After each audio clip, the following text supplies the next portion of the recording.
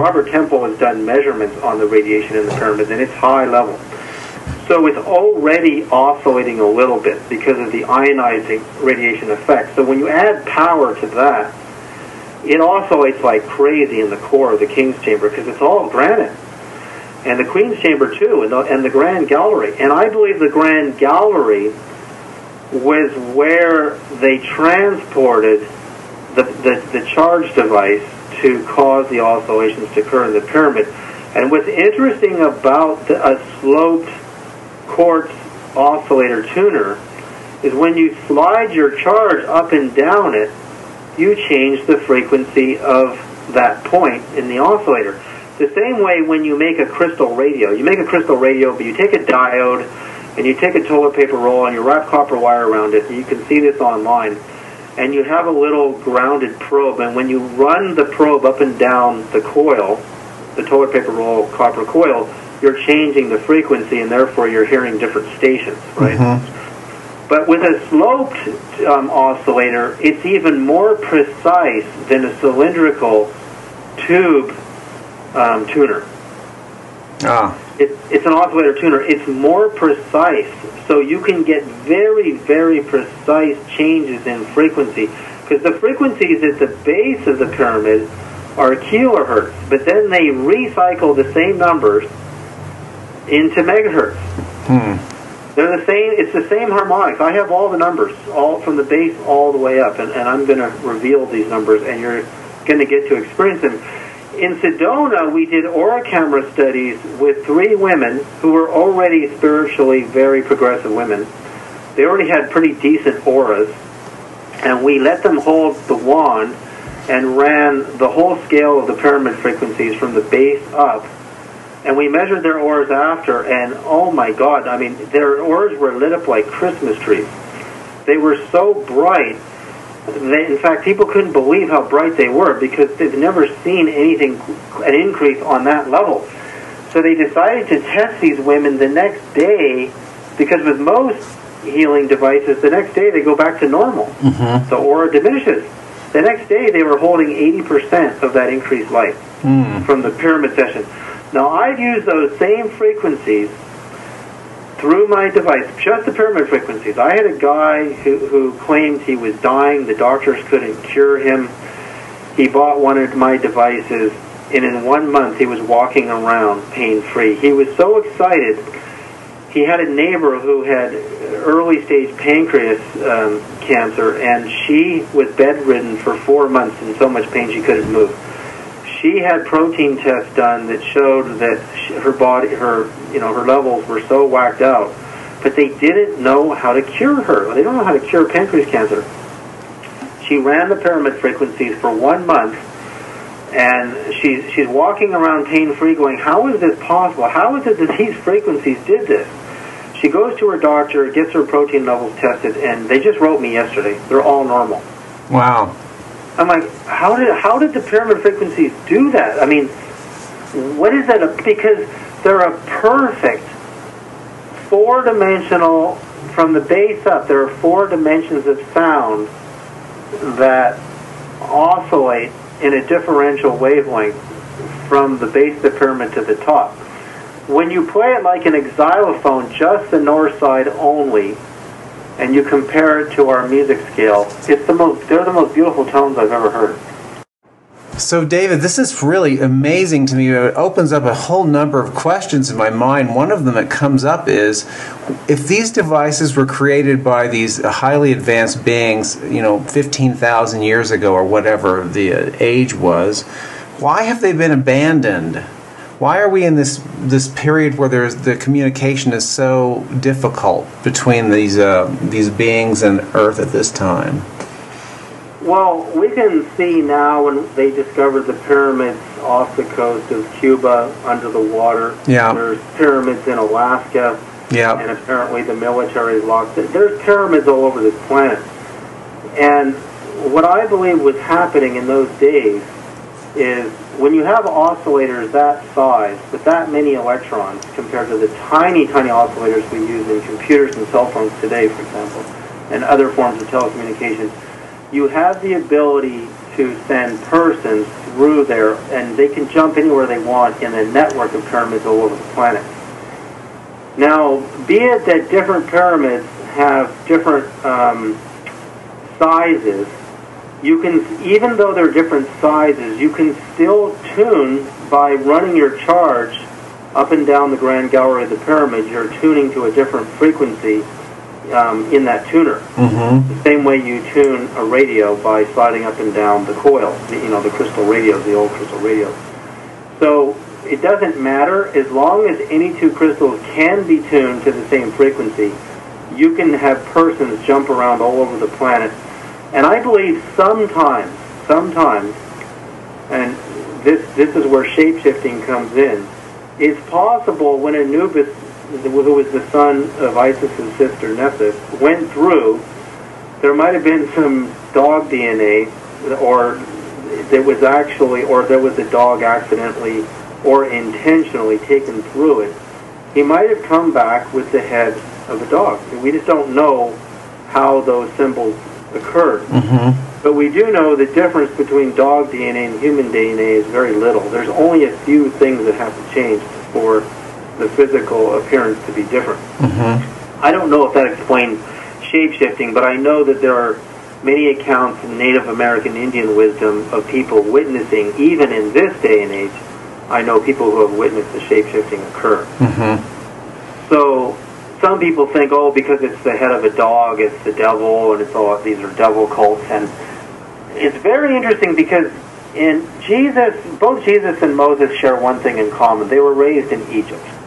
Moses was found in a basket and raised in Egypt, and he became a deep, deep mystic and would have studied ancient. He obviously would have saw the pyramids and obviously would have studied all of the ancient knowledge that the Egyptians possessed at that time. I don't believe they possessed all knowledge at that time, but I think they had a lot, because the pyramids would have still worked until the Muslim conquerors destroyed the outer layer. So Jesus he fled Herod's reign in the killing of the persecution of the innocents, and there are good evidence in the Coptic Christian Church in Egypt of how the Holy Family was hiding from the Roman and other persecutors of searching for Jesus and his family, trying to exterminate him. So there's a gospel called the Gospel of the Egyptians, where Jesus talks about these 7 sacred vowels or tones that are to be recited 22 times each. And anybody who knows pi, 7 divided by 22, 22 divided by 7 is Egyptian pi, which is the resolution of a circle. So why is Jesus speaking in this harmonic language about 7 tones? Well, from the base of the pyramid to the top, there are 7 tones. I get 10 tones by including the subterranean dimensions of the pyramid and continuing the slope angle and doing the math subterranean to terranean to the Terra level. So the frequency at the base of the pyramid is, on the north side, is 4141 in kilohertz. Now, I'm not giving out the exact number for reasons to protect my work, but so you have, Jesus had knowledge of 7 tones. Now, the beginning of the modern music scale harmonic is 7 tones. You have A, B, C, D, E, F, G. That's 7 tones. But 7 tones are not enough for a full harmonic scale. You need to have at least 9, and that solfeggio was 9. The pyramid scale is 10, and there's a lot of evidence that the pyramid builders and the ancient Egyptians knew the metric. They knew the meter. And you can see Patrice Pouillard's new film on the Great Pyramid online, and you can see the proof of the metric. And the Egyptians knew metric, and they knew. So we have 2 counting systems. The Babylonians used the 6-base counting system, the hexagon. And what I mean by 6 base is our planet travels around the sun once every 360 days plus 5 point something, right? So 6 times 6 is 36. So it's 6 base. There's 60 seconds in a minute and 60 minutes in an hour, And there's two sets of 6s on the time clocks, right? You have 6 and 6 is 12. So and then you do that 2 times, that's 24. So, see what I mean? Right. 6 times 4. It's all 6 base. So a second is also the timing of the human heart. A heart at rest is said to be 60 beats a minute. You see how our timing works? But when you go to Mercury experiences 4-point-something years for every one of our years. So time is relative to where the frequencies with which you're standing in. Yeah, that's important. Our Earth goes around the sun once every 360 days plus 5-point-something. So you see where that's Babylonian 6 base. But metric is 10 base. Deca means 10. And when Robert Temple, at the very beginning of his book Egyptian Dawn, he gets into this study on how at the lowest angles of the sun cast over the Great Pyramid, from all different angles you get this square shadow.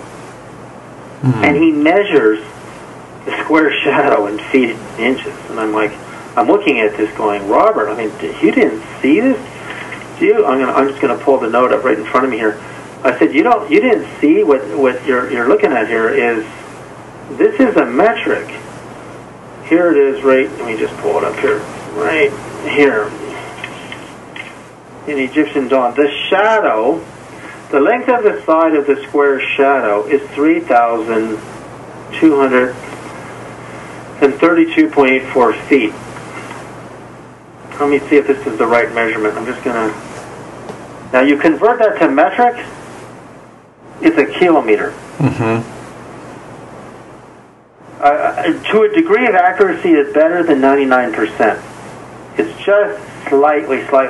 And now, remember, his math, and this square shadow equals the square complex of the entire Giza Plateau. That the sun casts this shadow at the lowest angles, which is so astounding that he's measuring it in feet and inches and he's not a very good mathematician, but he's an incredible researcher. And you go, how the heck could they have built the pyramid to this exact height, and it has all these different perfect frequencies, not to mention all the other math that has been discovered for years. And let's see, let's go to feet here. I'm just going to do a conversion. 3 to 3,230. Okay, there we go. Well,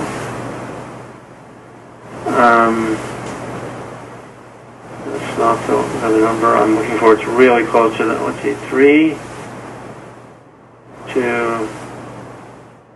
Yeah, it's just a tad, his shadow. It's so close to a perfect 1,000 meters. It's just so close. But there's he actually just summons it up to one actual absolute number that's even closer than that number, and that comes to the metric. And it's just utterly mind-blowing. So what I'm picking up from a lot of what you're saying, too, is the frequency signature is really key to not only interdimensional travel, but also to solar systems. And inhabitants in those solar systems, their frequencies are attuned to their particular planetary systems, which makes sense, from a fractal geometry point of view. That exactly. We're beings of frequency. Yes, and everything's it's like an energy signature is everything. Your consciousness is an energy signature, depending on what level of involvement you're in. Exactly. In the movie Resonance Beings of Frequency, Jeffrey, they take these kids and they sequester them under the Earth, and you don't get the frequency of the Earth under the Earth because it's riding just above the surface, and it spins around at the speed of light, and so they get massively depressed, these kids. And they actually get to the point where they call them in the film mentally ill. They're so depressed. Wow. Then they use an artificial transmitter in the cave, and they give them the Earth frequency, and they all recover. So they're finding now in all the major cities all over the world, there's so much cell phone traffic, you can't see the Earth's frequency anymore, which could explain the epidemic of depression. So, and Luc Montagnier, the Nobel Prize-winning virologist, proves the DNA is reading the frequency of the Earth, And not only that, but every other frequency there is. It means our consciousness is determined by how it receives and transmits frequency. Right.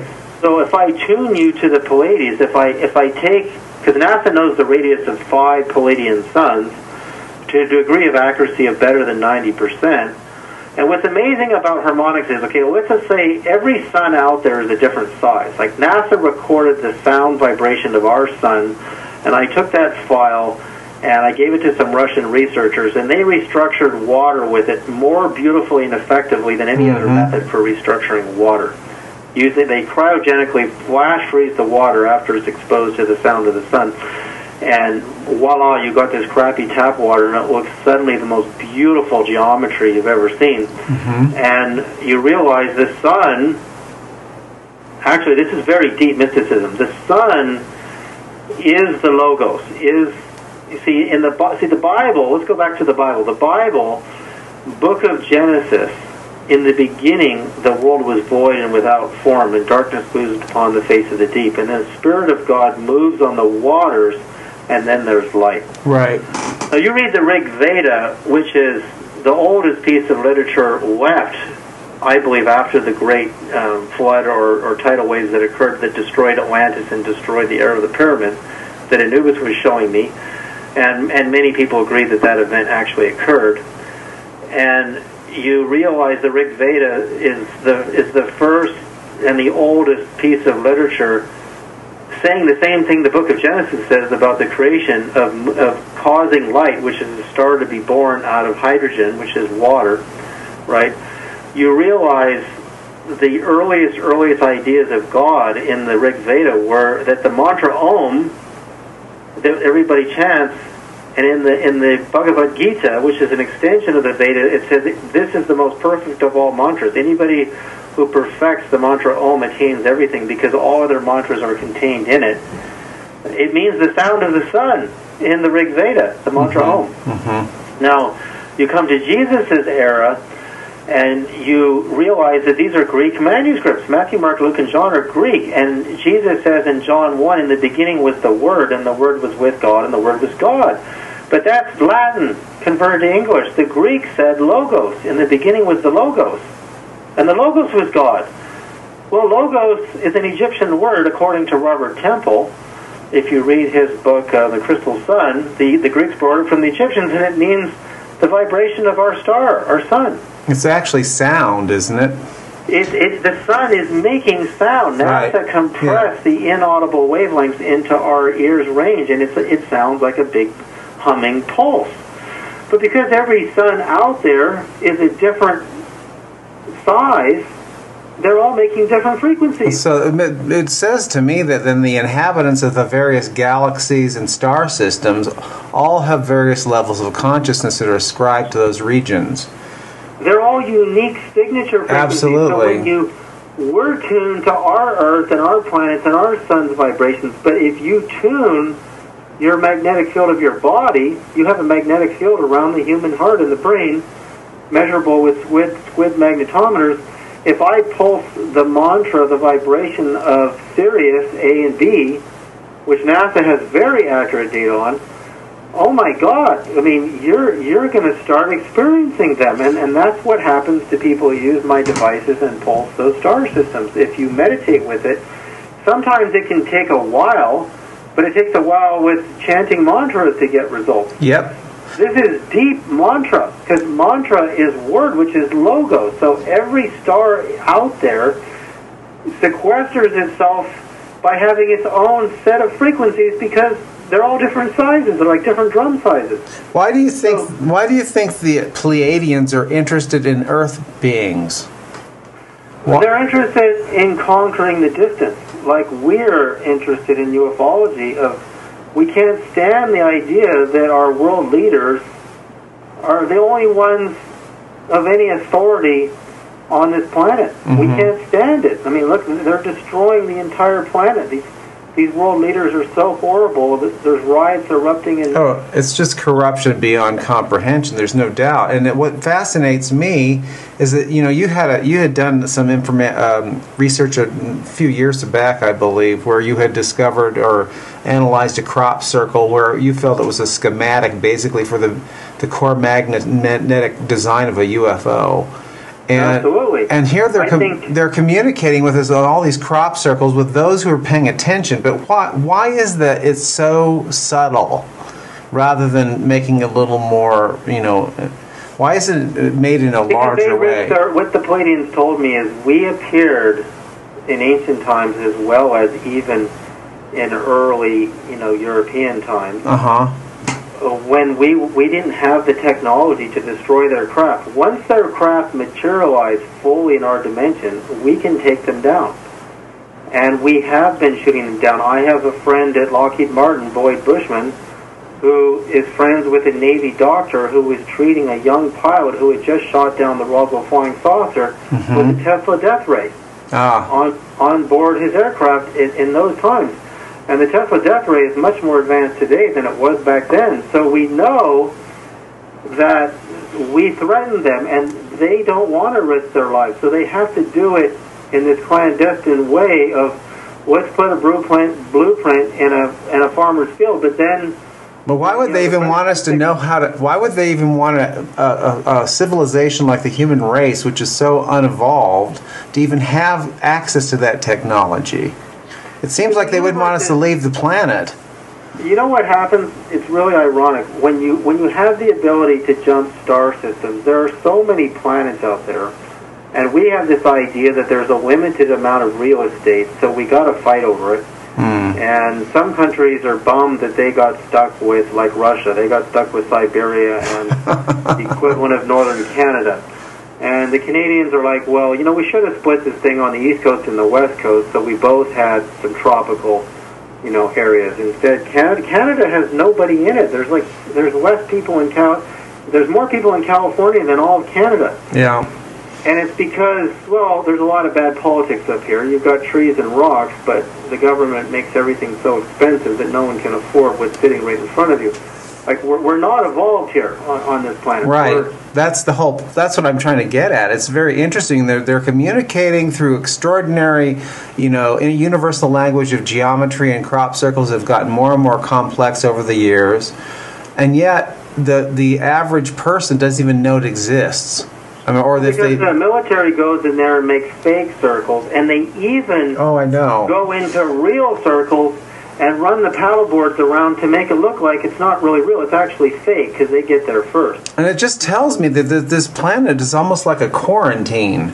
There's something going on here that is very unusual. And, the fact that these major buildings were put up, like you said, there's pyramids not only in Egypt, there's a gigantic one in Bosnia. There's one that was discovered just off the coast of Portugal recently that's twice as big. My goal, Jeffrey, is to calculate the frequencies of all of them. I've calculated the Chichen Itza has a 45-degree stairwells on all four sides, but the pyramid angle itself is almost identical to the original pyramid angle in Egypt. It's just between 51 and 53 degrees. But see, 51 degrees and 51 minutes is the original pyramid angle, but that's six-base math. That's degrees, minutes, and seconds. You have 60 seconds in a degree, right? And so degrees, minutes, and seconds but when you convert that to 10 base, it's just under 52 degrees. So when they measured Chichen Itza, they didn't measure it in degrees, minutes, and seconds. They measured it in 10 base. So that's 52 degrees is pretty darn close to the exact. The pyramid is just under 52. It's 51.87, I believe, in metric, in 10 base. So the great thing about frequency, though, as a language, I believe frequency is a universal language, because if you take the speed of light divided by the wavelength in feet and inches, or you do it in metric, you always get the same number. As long as you resolve, see, when I calculated the frequency of the capstone of the pyramid, I had to adjust the speed of light into Egyptian inches. And then I divided the Egyptian wavelength into the speed of light, or the speed of light by the wavelength, and I got that number. Now, if your resolution isn't fine in metric versus 6 base, the number varies slightly depending on the size. When you get into small wavelengths, really high frequencies like high gigahertz and tetrahertz, you're going to have to use extremely fine measurements on the speed of light. Meaning you have to measure the speed of light in a billionth of an inch, right, and a trillionth of an inch. And when you do it that refined, in feet and inches, 10 base, 6 base, Greek math, Greek feet, it doesn't matter. You always get the same number. The other number that remains universal is ratio. If I take a measurement, a ratio of 1 to 1111 in metric, which is 9 into 10, 10 divided by 9 is 1.1111, and I convert that to feet and inches and divide them into each other, I get 1 to 1111. So in music, the music scale is all based on ratio. So once you know the ratio of 2 or more stars vibrations, the signatures are so unique because constellations and different stars in groups produce a symphonic of tones that don't exist anywhere else in the universe. So the universe doesn't get confused and say, wait a minute, the same frequency exists over here. And then I don't know where to send the signal. The reason the Creator made all the stars all different sizes and then grouped them is because in groups their signatures are even more proprietary and unique. So when you pulse DNA, because DNA, according to Fritz Albert Popp, a good German physicist, the DNA of plants and humans sends biophotons, living particles of light, faster than light speed. And now you'll see all over the internet, Google DNA transistors, and you'll find out that scientists are already making living transistors, because living transistors have the faster than light component to them, whereas non-living transistors don't. Interesting. That ties into our chakra system, the electromagnetic field around us, and our consciousness as it is able to move through that crown chakra, because that's an energy signature as well, depending on and it's all about the geometries of where energy moves.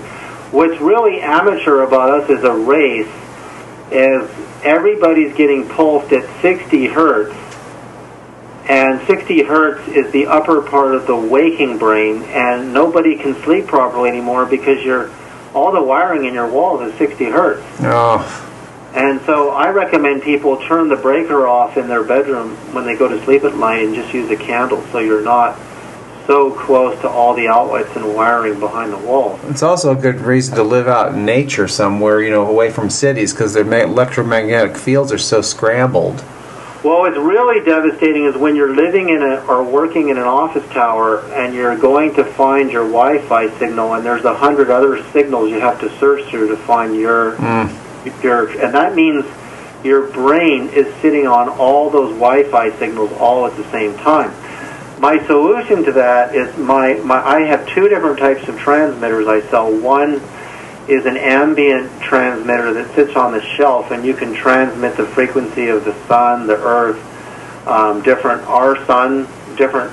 natural harmonic vibrations, and even healing vibrations into your living space. So your nervous system gets bathed with harmonic frequencies, which cancels out a lot of the crazy ones coming in through Wi-Fi and through your electricity in your house.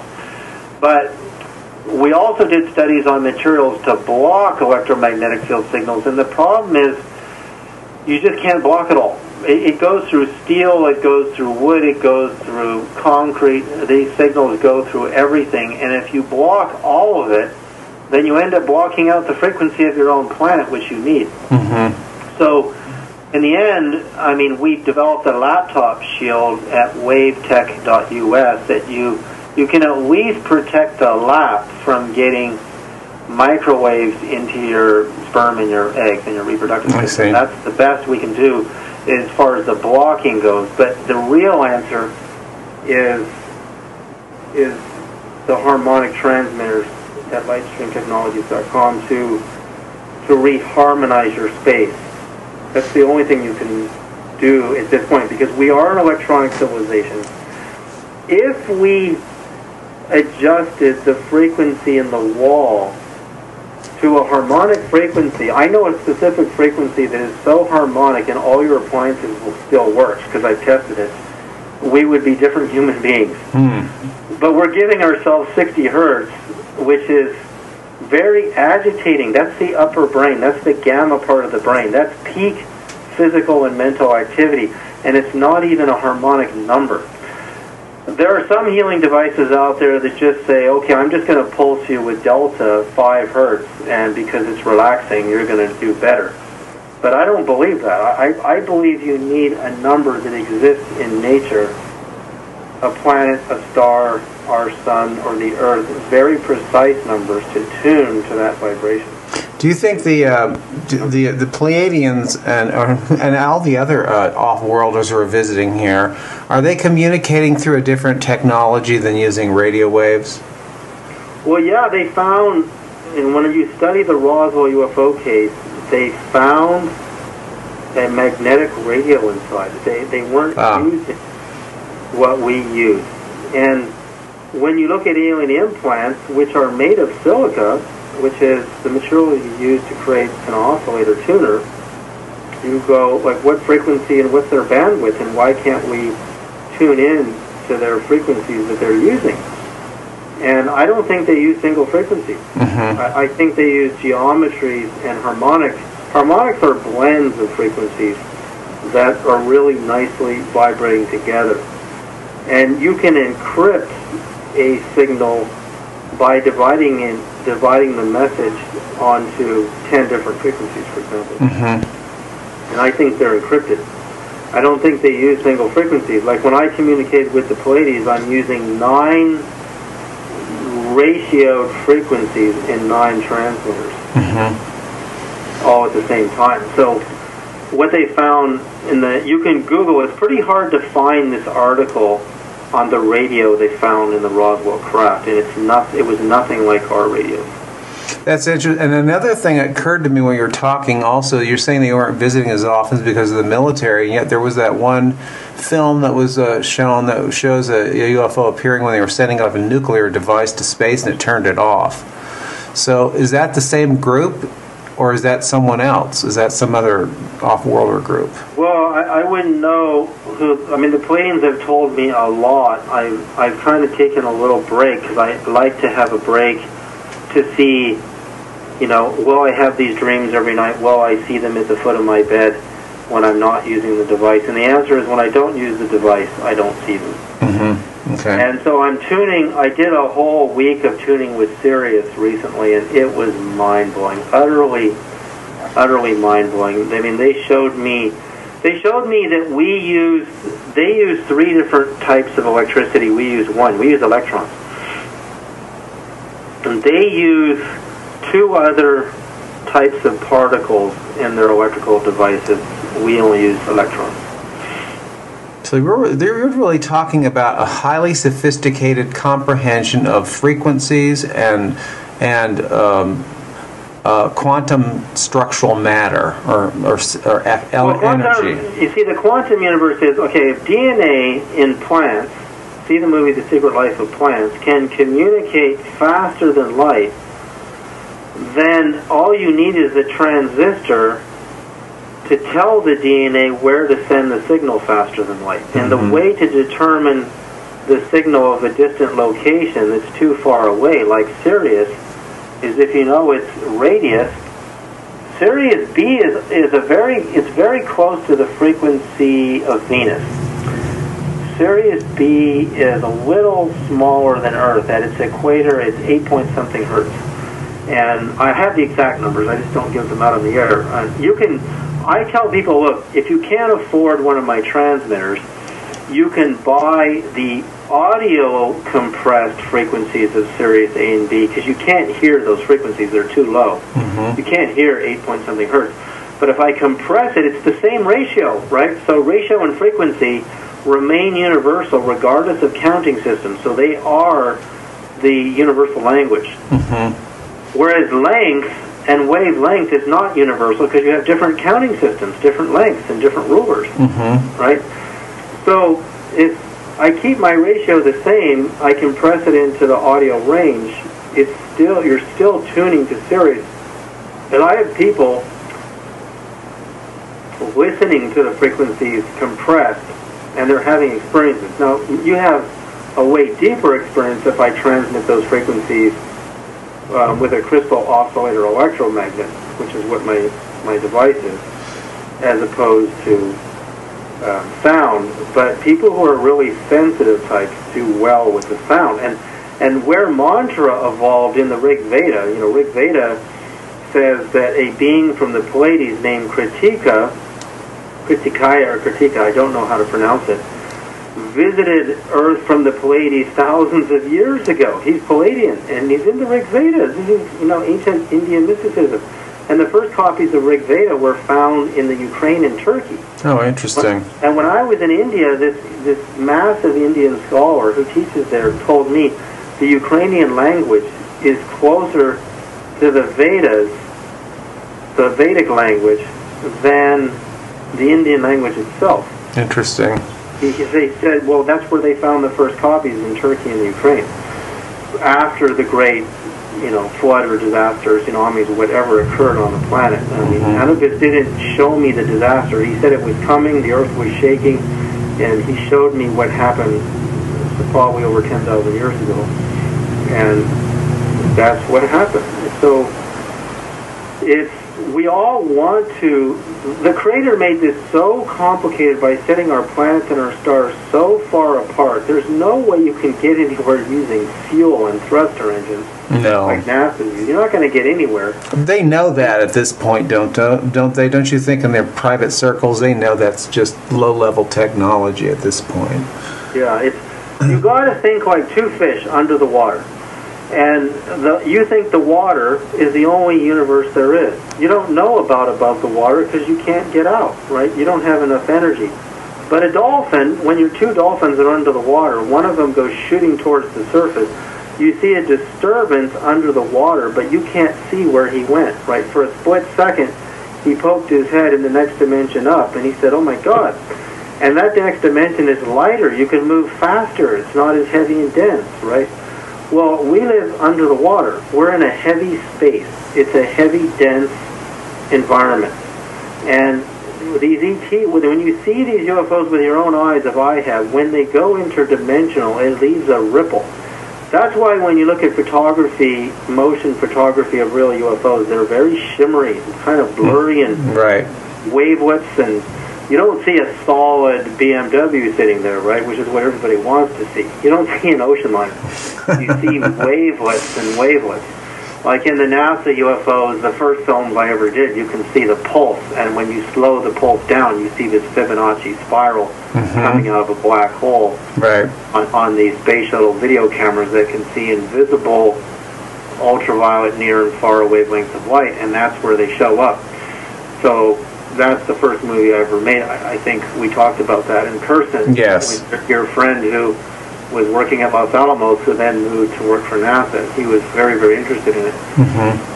So that's what's going on. These things they found a way. Now, this is another interesting study I did. If you look at what is the resonant frequency of every material on the periodic table of elements, and what I found is there's not a lot of good information, but we know, for example, cesium oscillates at just around 9 gigahertz, and that's radioactive. And gold, its nuclear magnetic resonance is in the megahertz spectrum. And uranium is also megahertz. It's for some reason cesium, which is a byproduct of man science. It's not a naturally occurring radionucleotide. It's way up there. So that means that all matter has a frequency. and it has a band width from the base of the periodic table of helium, hydrogen, and oxygen, the lighter elements, to the heavier elements. You have this span of frequencies. Well, once you get matter to vibrate at frequencies beyond its range, it does strange things, and then it disappears. Mm-hmm. That's what I think happened to my light bulb in the light. When I use my pyramid oscillator in my house, I think it jumped.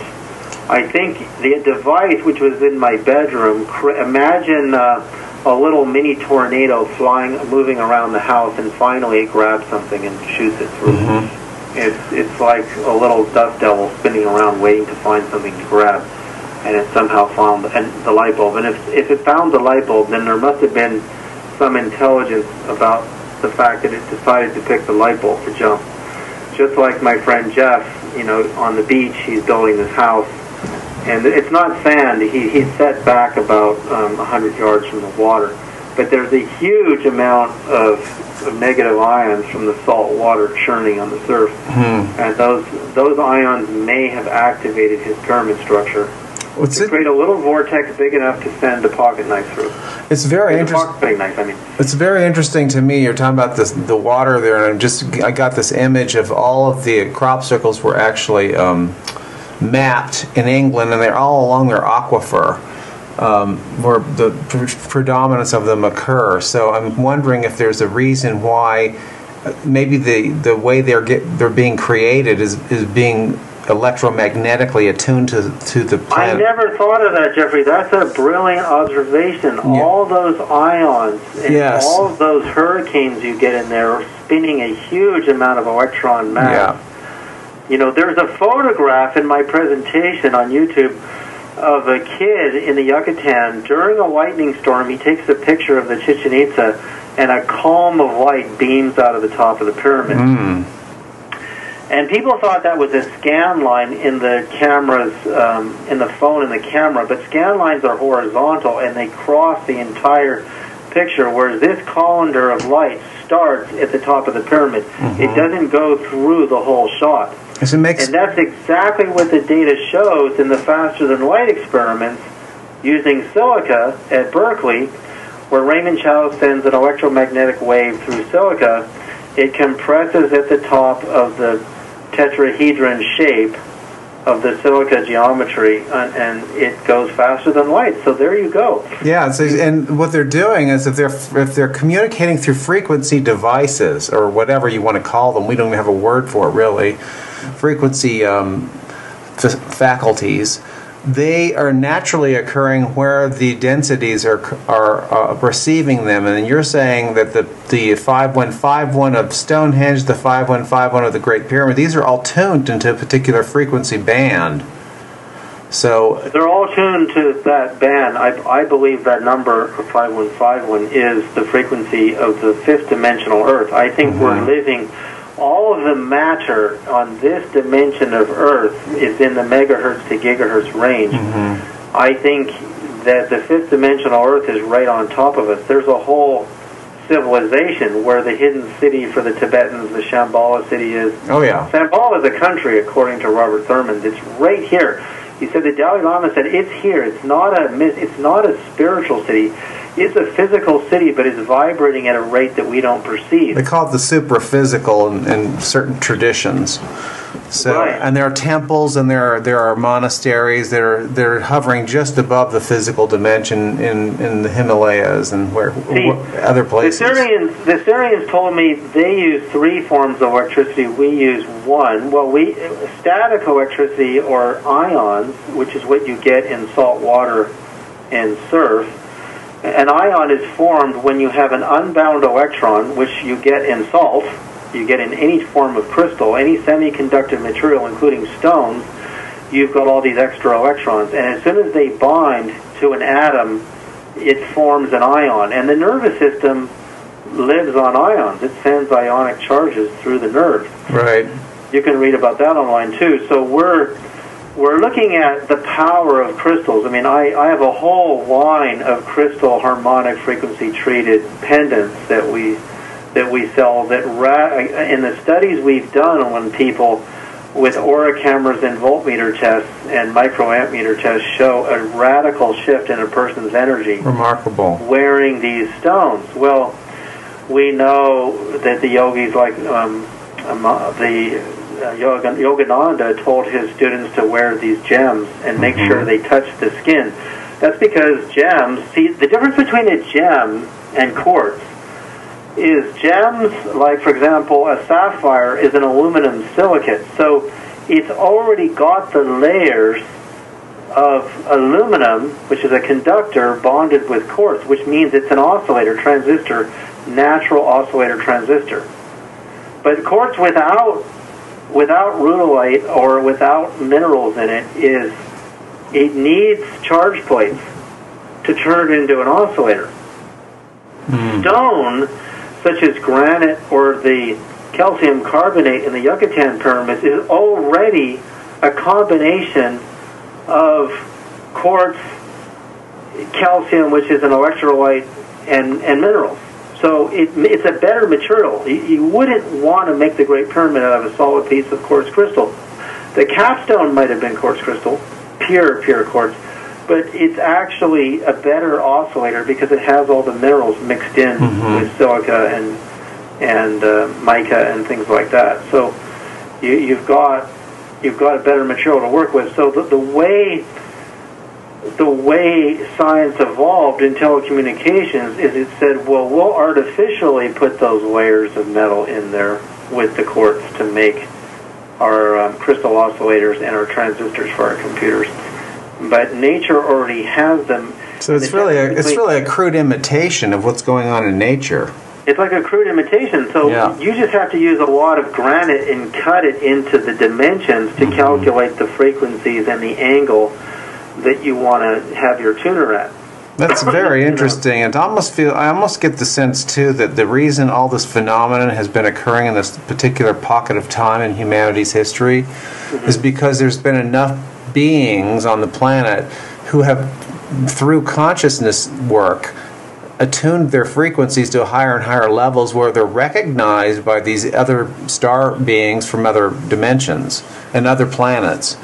See, now look at this. You're right. Now, but they left us hidden clues all along, even in Roswell. Where did the bodies of Roswell aliens end up? They ended up, in the end, in a place that was named Area 51. 5-1. There it is. There it is again, right? That's now, funny. My dad would tell me this story. I remember him telling me this story because he took me to these East Indian mystics, when I was a kid, and learning how to meditate with this master named Baba Haridas. And in India, they would always say that the heart field of an enlightened master is 32 miles wide. And I said, I'm pretty decent at math. I said, well, let's convert that to metric. It's 5151 kilometers. Amazing. It comes to, if you take 32 miles wide, it comes to 51.499 kilometers, which is better than 99% accuracy to 5151. But if you take 5151 kilometers and convert it back to feet, it's 32.0068 miles. So it's 32 miles. So it's the same number. What is this number that keeps... Well, yeah, but you would know through sacred geometry the entire universe is so exactly designed. I mean, there's so much resonance with every other element. Through the mathematics and through the geometries, every planet, every particle, every subatomic particle, it all has it embedded in it. It has it all embedded in it. But see, when you consider the number of stars out there and the number of planets, and they all have proprietary unique frequencies because they all have different diameters, you realize that to get really good communication happening, the better your degree of accuracy on the data on the planet to 10 decimal points, I believe, needs to be done. We need to start building oscillators that can produce low frequencies at 10 points of accuracy. And it also sounds like we really need to start making a very thorough charting and study of the frequencies of all different elements within the matter worlds, as well as the planetary systems. And then we're going to understand the universal language this high technology requires to operate. I mean, You're exactly right. You're exactly right. We need to know the exact frequencies of every material.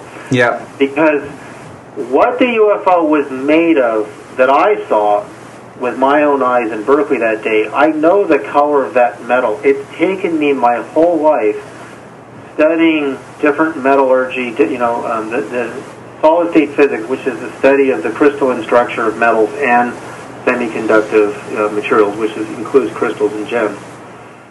I was like, what is it? What is the metal, and why did they use that metal? I now know the metal of that craft. I know the color because I have it. It's a very expensive metal, extremely hard, and it has a property unlike any other metal on the planet that produces a certain type of magnetism.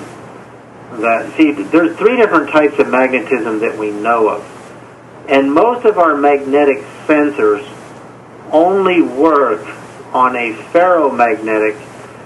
Ferromagnetic generally means iron, but it actually means, because ferrous is iron, because the early magnets were iron and nickel based. Now we use neodymium, which is super magnet material. Rare earth metals are ferromagnetic, meaning they can permanently hold a magnetic field. But if you take a really strong neodymium magnet and run it really fast by aluminum and copper and even silver, you can feel a pull. Which means that everything is magnetic. And most materials on the planet are diamagnetic, which means they basically repel like charge. If you run them next to a magnetic field, they'll produce the same like magnetic field and cause a repulsion effect. And I find that very interesting because that's the problem in attaining nuclear fusion is you want to overcome the repulsive force to cause 2 atoms to fuse.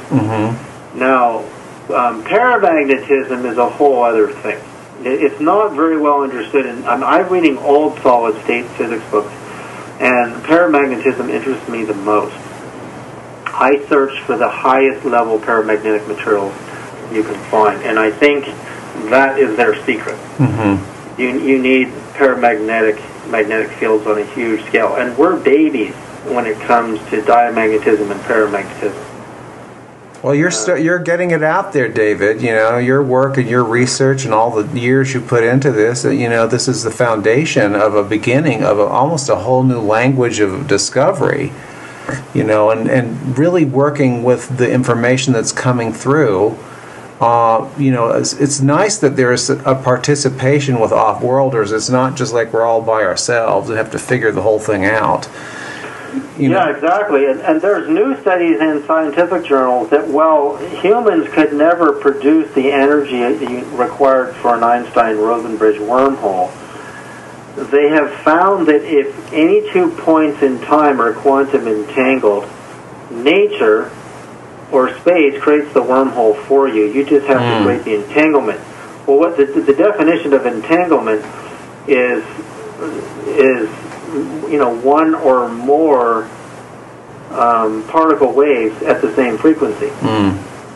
So it's the same way a tuner works. If I know the frequency of a distant point in space-time by knowing its radius of that planet or that star, then I can calculate the frequency, and if I can generate that frequency in a large enough magnetic field, I will either have telecommunication or biotelecommunication, which is really psychic communication using an oscillator, or I could physically jump there, or what I believe possibly happens too is a copy of you shows up in the Pleiades and they actually see you. Like a hologram, almost like a hologram. Yeah, I've been there so many times with perfect clarity out of body. I mean, even recently I was pulsing the house with the Pleiades, and I had one of my favorite mystical experiences of my whole life. I went to an intergalactic gem show in this huge city in the Pleiades, and I was looking at crystals and gems from other worlds. And I floated into this palatial place with 100-foot ceilings, And I eventually am shown these stones that are a brown barrel-like color, which is one of the stones in the breastplate of Aaron in the Ark of the Covenant story.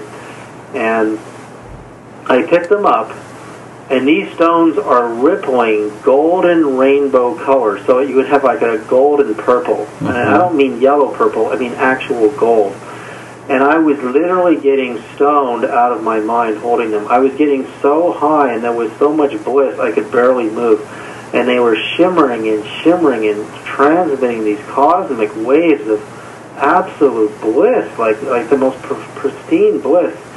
And then eventually the stones became like an LCD, liquid crystal display, and they were showing me pyramids on other planets and enlightened masters wearing robes that were using the crystal oscillator technology combined with consciousness. And their civilizations were very different than ours. Like, we're very into sports and fashion and, you know, beautiful women and men and rock and roll and music and all this stuff. Well, they were using their oscillators to get more and more tripped out and expanding their crown chakras into the cosmos. That was what they did for fun. And I was seeing this like it was recorded on a tablet, you know, what we call a tablet today, holding these stones. But they transmitted consciousness. They transmitted bliss, ecstasy, consciousness. It was when I woke up from, you know, the lucid experience, the bliss was still in the room with me. I could still barely move. There was so much ecstasy I could barely move. Well, that happened from pulsing my body with the Pleiades that night.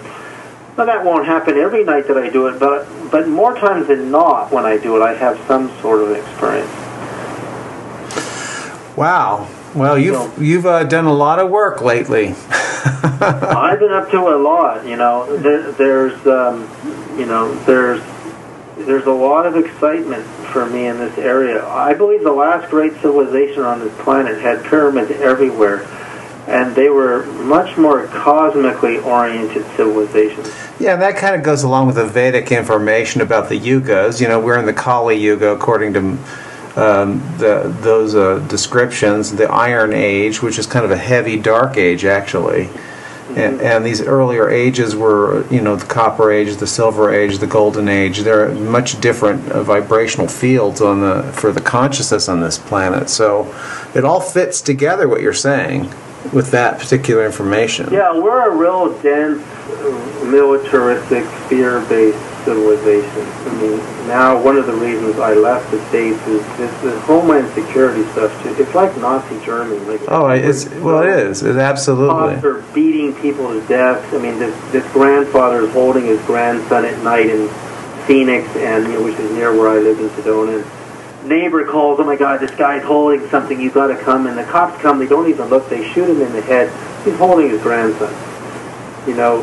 You read stories like this constantly. I mean, Homeland Security is beating people to death. I mean, this woman was with her husband having an argument about their daughter in the parking lot, and the cops just come up and beat him to death. and this is happening constantly because of the paranoid Homeland Security state we're living in, and a lot of the incidents you're reading in the news are all fake. They're all created by these military companies so they can... Oh, there's no doubt about it. It's very unevolved, but the interesting part to me is that this other information is coming through to those who are paying attention. And, you know... Yes, but you're right. To those that are paying attention, like when I have the YouTube video about the 5151, and I sent it out and I said, "You ever wonder where Area 51 got its name?" I said, "Don't you understand? They know they named it that because they understand that that's the frequency that the Roswell craft probably were using." Yeah.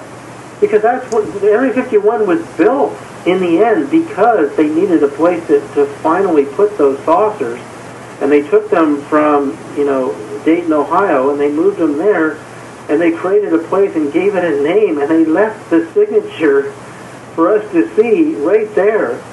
And everyone's known the pyramid angle was 51 degrees and 51 minutes, but nobody put it together until I realized 5151, all the crop circles in England. You see, a degree The north latitude, a degree is a wide swath, right? It's not just a skinny little line. Right. Before you get to the 52nd degree and the 53rd degree. So remember, 51 degrees and 51 minutes is just under 52 degrees. Well, that's where all the crop circles are. Yep. They're all sitting right in there. Yep. That swath. Stonehenge is right there. There are crop circles right across the street from Stonehenge that had the same spiral wavelength that showed up in the NASA UFOs the same year. Yeah. The tether incident, like the writing's all over the wall. So that number is a deep, deep, deep mystical number. It's an incredible number. I've had so many experiences with that frequency in my house, and I've met so many amazing beings, beautiful beings. I mean, one night I'm running through my iPad all of the pyramid harmonics from the base of the pyramid to the top, and I slip just out of my body, and I see this woman. She's like a superhero, like a comic book superhero, the way she's dressed. She flashes like a lightning bolt. She's got kinky blonde hair and green eyes, and she's glowing with light. And she flashes through the wall, and she grabs the wand, which is transmitting these frequencies next to the bed, and she looks at me. And I can see her body pulsing, pulsing, pulsing, and boom, like a lightning bolt, she shoots out into outer space, and she says, "Get up." I get up. I look at the iPad. What frequency is the wand on? 5151. And I go, and she starts talking to me telepathically, and she's saying that what the 5151 frequency did in Egypt is it raised the vibration of that whole place so that the gods and goddesses, they couldn't lower their vibration to the 4-1 because that's too low for them, but they could lower it just enough for us to be able to see them at 5-1. Well, it goes all the way to 9-1, and what's interesting about 9-1, the ninth dimensional frequencies, and there's one more above it, is the pyramids at Chichen Itza have 91 steps. Not 90 steps, 91 steps. It's like, oh my God, like it's a universal language to this harmonic system, and you have to know the exact numbers to do my music scale, which I'm going to release, is a harmonic that when you tune your body to that, and you tune musical instruments to that, as the ancient Greeks knew, you are tuned into something so wonderful. You're going to see them, as I saw this woman. And she is like a superhero. Right. They're visiting these gods and goddesses. It was regular culture for the ancient Egyptians to see them all the time. Right. We learn from them, but now we're cut off. We live in this place that's all cut off. We're pulsing our bodies with 60 hertz in every house, in every office building, and that frequency is not letting us see anything. So, David, everyone can find your devices at your website at lightstreamtechnologies.com. Well, if you want a PDF of my transmitters, you can just write me personally at David Sereda, S-E-R-E-D-A, David Sereda at hotmail.com, and I'll send you the PDF. Otherwise, you can go to lightstreamtechnologies.com, and you can download the PDF of the pendants and the transmitters. It's all in one PDF. Great. Well, this has been really great. I'm so glad to contact with you again and talk about what you've been up to. I really appreciate your time. It's been great, Jeffrey. Thanks for having me on, and it's great to connect with your people in Santa Fe and everywhere that you have. Absolutely. We'll talk soon. Talk soon.